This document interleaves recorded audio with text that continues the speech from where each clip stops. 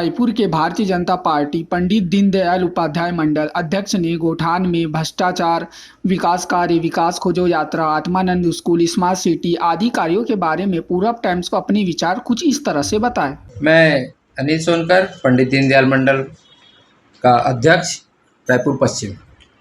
Sir, ये अभी कुछ दिनों के पहले बात है, आप लोगों ने कुछ गोठान में, जरवाए में, और जो कुछ गाय लोग खत्म हुए थे उसके बारे में कुछ मीडिया को भी जानकारी दी थी, तो उसके बारे में थोड़ा जानकारी लेना चाहूँगा। उसके पहले तो मैं देखिए, गौठानों में जो भ्रष्टाचार हो रहा है, ये जो गौठान की जो व्यवस्था है, जिसको भ्रष्टाचार करने के लिए भूपेश बघेल की कांग्रेस सरकार ने जो लाया है, इसमें इतना भ्रष्टाचार हो रहा है कि देखने पर यहाँ पे ये महसूस होता है कि प्रति गाय 27 रुपये पर डे इसमें पैसा आता है इनके रख रखाव, इनके आहार के लिए। लेकिन जब वहाँ गए, हमें खबर आई कि गौठान में, जरवाए अटारी में, वहाँ पे भ्रष्टाचार के साथ साथ गायों की भी देखरेख सही नहीं हो रही है। जानकारी मिलने के पश्चात हमारे सम्मानीय नेता श्री राजेश मूणत जी के नेतृत्व में हमारे भारतीय जनता पार्टी के एक और मंडल अध्यक्ष, साथ ही पार्षद और वहाँ के स्थानीय पार्षद श्रीमती बसंत कमलेश वर्मा जी, वो भी रहे, प्रफुल्ल विश्वकर्मा जी, राजेश ठाकुर, भूपेन ठाकुर, रज्जन सिंह ध्रुव जी सहित सारे ग्रामवासी रहे। और हमने देखा वहाँ पे गायों की जो दयनीय स्थिति थी, उनको न चारा मिल रहा है, न बैठने के लिए कोई सूखा स्थान है, 1-1 फीट कीचड़ भरा हुआ है। इस बात को प्रमाणित करते हैं उनके ही शासन काल में जो वहाँ पे जो अधीनस्थ कर्मचारी हैं, उन्होंने बताया कि डॉक्टर ने भी बताया इस बात को कि यहाँ पर किसी भी प्रकार से कोई व्यवस्था नहीं है और कोई भी प्रकार का जानवर रखने की अब यहाँ पर कोई व्यवस्था नहीं है। इस चीज़ को हमारे नेता ने, इस बात को बार बार कहना है, इस बात को साथ ही साथ भारतीय जनता पार्टी के नेता, वरिष्ठ नेता श्री सौरभ सिंह जी ने भी इस बात को विधानसभा में उठाया कि ये नॉन ऑडिट कार्य जितने भी भूपेश बघेल सरकार के द्वारा किए जा रहे हैं, ये सिर्फ और सिर्फ भ्रष्टाचार करने के लिए किए जा रहे हैं।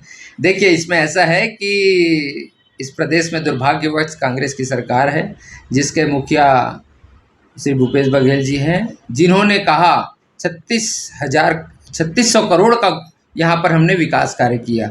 हमें तो किसी प्रकार का शहर में कोई विकास नहीं दिखता। इसी बात को लेकर इस कार्यक्रम का नेतृत्व करता हमारे नेता श्री राजेश मूणत जी के नेतृत्व में दूरबीन में विकास खोजो यात्रा निकली।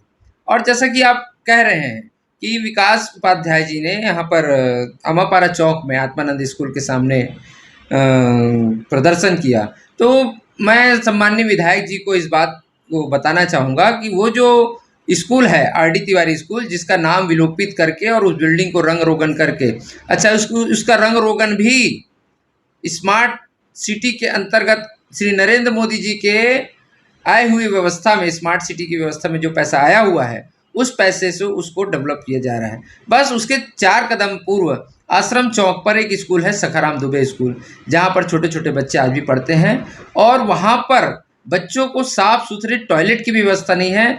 आप यहाँ पर डूमर तालाब के आगे महुआ बाजार चौक में एक स्कूल है, आत्मानंद स्कूल, हमने वहाँ पे पूर्व में भी प्रदर्शन किया था और वहाँ पर भी बच्चों को स्वच्छ टॉयलेट तो छोड़िए, जो बालिका छात्राएं हैं उनके लिए भी एक टॉयलेट है। आप जाकर स्वयं देखिए, वहाँ पर स्थिति एकदम दयनीय है। और रही बात राजेश मूणत जी की, राजेश मूणत जी के कार्यकाल में जितना रायपुर पश्चिम में चहुओर विकास कार्य हुए हैं, मुझे लगता नहीं। अब मैं आपको दावे के साथ कहता हूँ अक्षय जी, 1 करोड़ रुपए का भी अगर कहीं पे विकास कार्य जो इन्होंने अपने कार्यकाल में इसका भूमि पूजन किया हो और उसका शिलान्यास किया हो और उसका फीता इन्होंने काटा हो, ऐसा कोई कार्य दिखाएं तो हम मान जाएं। और वार्डों में जो पसरा हुआ जो अव्यवस्थित व्यवस्था है, शहर में गड्ढे और गड्ढों में पानी से डेंगू और न जाने कितने प्रकार की बीमारियां भी फैल रही हैं, इसमें पूरी तरह से कांग्रेस पार्टी विफल है। आने वाले दिनों में चुनाव है, चुनाव में जनता दूध का दूध और पानी का पानी कर देगी। सर, पर रायपुर शहर में अभी पट्टा वितरण कार्य किया जा रहा है और कुछ दिन पहले, अभी कुछ 2-3 दिन के अंदर भी आचार संहिता लग सकते हैं, तो इन्होंने वो पट्टा वितरण आचार संहिता के ही पहले रखना क्यों, ऐसा क्यों समझा, मेरे को समझ नहीं आया। उसका कार्यक्रम क्या पट्टा, वो बोलना क्या चाहेंगे सर आप? नहीं, बिल्कुल आपका जो प्रश्न है बिल्कुल वाजिब है, बिल्कुल किसी के समझ में नहीं आ रहा है। ये सिर्फ़ गरीबों को साथ छलावा करने वाली पार्टी कांग्रेस पार्टी है। गरीबों को जो पट्टा दिया गया है, कुछ लोगों को 30 साल का दिया गया है, तो ज़्यादा से ज़्यादा लोगों को 3 साल का। 3 साल में अगर ये सरकार आई, नहीं तो फिर ये लोग फिर उनको उजाड़ के वापस कर देंगे। हमारे कार्यकाल में पट्टा का जो बात हुआ था, इन्होंने जिस प्रकार से पट्टा का वितरण किया है, यह पूर्ण रूप से पार्टी कांग्रेस पार्टी का गरीबों के साथ छलावा है, भूल है, धोखा है और ये परिलक्षित होता और प्रमाणित होता हुआ दिख रहा है। अभी हमारे बीच वार्ड, हमारे मंडल में आने वाले वार्ड क्रमांक 69 में माधवराव सप्रे वार्ड में 204, सिर्फ मात्र 204 पट्टा वितरण किया गया है, जिसमें एक क्षेत्र आता है डिपरापारा, जिसमें मात्र 10 गिनती के 10 पट्टा वितरण किया गया है। तो इस पट्टा वितरण से ऐसा दिखता है कि कहीं ना कहीं गरीबों को छला जा रहा है। उनको लुभावने वादे तो भूपेश बघेल सरकार ने बहुत किया है। जिस प्रकार अगर वे पट्टा बांट भी रहे हैं, उस पर मेरा एक प्रश्न था कि क्या भूपेश बघेल सरकार अभी शराबबंदी कर पाएगी? ये किसी भी तरह से परिलक्षित होते नहीं दिख रहा है। और मैं आपको दावे के साथ कहता हूं कि फिर से भारतीय जनता पार्टी की सरकार 2023 में और 2024 में श्री नरेंद्र मोदी जी की सरकार, डबल इंजन की सरकार छत्तीसगढ़ में बनने जा रही है। देखिए, ये तो भारत के इतिहास में छात्रों के साथ किया गया सुनियोजित ढंग से भारतीय इतिहास में एक बहुत बड़ा घोटाला है, जिसका परिणाम जो बच्चे अपना भविष्य CGPSC में देख रहे थे, उनके साथ छलावा हुआ है। श्री टामन सिंह सोनवानी भूपेश बघेल के करीबी अधिकारी हैं और साथ ही साथ उनके जितने भी करीबी अधिकारी और मंत्री और कर्मचारी थे, उन्होंने इस पद का बंदरबाट किया है। सरनेम छुपाने के पीछे तथ्य यही थे कि उनका नाम उजागर ना हो, लेकिन आप मीडिया के द्वारा जिस प्रकार से उसको उजागर किया गया है, इस बात को इंगित करता है कि कहीं ना कहीं यह सरकार अपने काले कारनामों को छुपाने के प्रयास में सफल होना चाह रही थी, लेकिन मीडिया के द्वारा इसको उजागर किया गया, जिसमें ये इनके काले कारनामे उजागर हुए। सर अभी देखो, रायपुर शहर में सभी विधायक अभी तो एक्टिव हो चुके हैं, जगह जगह भूमि पूजन करवा रहे हैं। अभी आचार संहिता के पहले आचार संहिता पर कार्य किए जाते हैं कि नहीं जाते, जानकारी थोड़ी मैं आपसे जानना चाहूंगा। बिल्कुल आपने बिल्कुल सही प्रश्न उठाया है। यहाँ पर देखने वाली बात यह है कि जिस प्रकार आज देश में ऐसी केंद्र में मोदी जी की सरकार है, जो शिलान्यास से फीता काटने का भी काम अपने कार्यकाल में करती है, तो ये लोग 4.5 साल तो अपने घर में सोए रहे। वो तो देखिए अक्षय जी, इस देश का ही कहें कि इस पूरे वैश्विक जो पैंडेमिक आया कोरोना का, इसके वजह से 2.5 साल सरकार को मौका मिल गया कुछ नहीं करना, और ये बहानेबाजी है पूरी तरह। ये थोथा चना बाजे घना वाला हिसाब है। जिस प्रकार से यहाँ के विधायक और क्षेत्रीय नेता घूम घूम कर अपने कुकर्मों को छिपाते हैं, इस बात को देखिए। यहाँ पर कुछ भी इनके पास करने को नहीं है। आचार संहिता के 2 दिन पहले अगर किसी चीज़ का शिलान्यास करते हैं, तो ये सिर्फ एक झुंझुना पकड़ाने का प्रयास कर रहे हैं, जिसमें कांग्रेस पार्टी पूरी तरह विफल रही।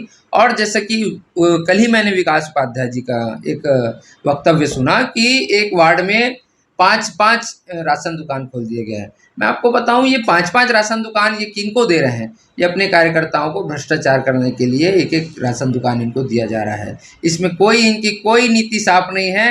ये चावल का घोटाला, चावल तो जो देश की जो सरकार है, श्री नरेंद्र मोदी जी की सरकार है, चावल वहां से आ रहा है, उसका चावल भी गरीबों को नहीं दिया जा रहा है।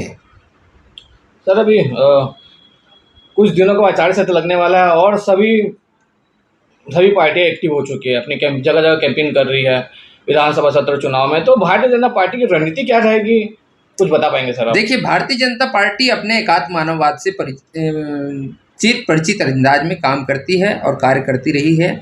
गरीबों और सर्वजन हिताय सर्वजन सुखाय, इस नारे को लेकर कार्य करने वाली भारतीय जनता पार्टी है। इसको परिलक्षित करते हुए हमारे नेता सम्माननीय श्री राजेश मूणत जी ने भी इस बात को सबके बीच रखा और विकास कार्यों के द्वारा उन्होंने अपने आप को सिद्ध किया कि जिस रोड पर भी अगर सरकार रोड बनाती है, तो ऐसा नहीं है कि उसमें सिर्फ भारतीय जनता पार्टी के लोग चलते हैं। देखिए, ऑडिटोरियम जैसे बड़े बड़े बिल्डिंग जो बने हैं, आज एक राष्ट्रीय स्तर ऑडिटोरियम बना है, क्या उसमें भारतीय जनता पार्टी के लोग ही अपना कार्यक्रम करते हैं? सम्माननीय भूपेश बघेल भी जाते आते हैं, देखते हैं। आप इस बात को सोचिए कि जहाँ पर रोड रास्ते नहीं थे, नालियाँ नहीं थी, वहाँ पर राजेश मूणत जैसे नेतृत्व ने घर घर रोड, घर के द्वार तक रोड बनाने का कार्य, जहाँ पे रोड, आज मैं आपको बताता हूँ, जिस आपने पूर्व में जो सवाल किया है कि एक एक फीट गड्ढे गौठान में जो पाए गए, ऐसे ही पूरे रास्तों में एक एक फीट गड्ढे और कीचड़ से भरा रहता था। आज लोग सुगमता से आ जा रहे हैं। ये बहुत बड़ा प्रमाण है कि राजेश मूणत जी ने बहुत बड़ा बड़ा कार्य किया है। सर, हमारे रायपुर की जनता को आने वाले विधानसभा सत्रों में क्या संदेश देना चाहेंगे सर, चुनाव को लेकर? देखिए, मैं तो एक छोटा सा कार्यकर्ता हूँ और हमारे ऊपर बड़े बड़े नेता हैं।